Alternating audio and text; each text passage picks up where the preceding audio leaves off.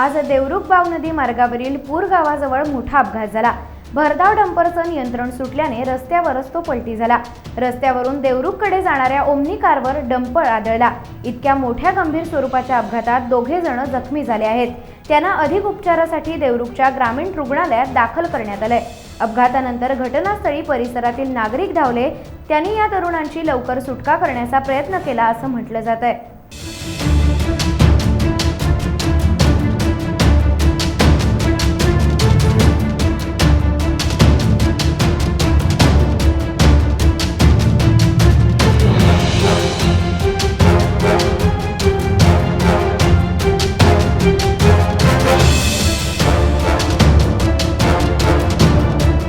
Times डिजिटलला like करा, share करा, subscribe करा आणि बेल आयकॉन दाबायला विसरू नका।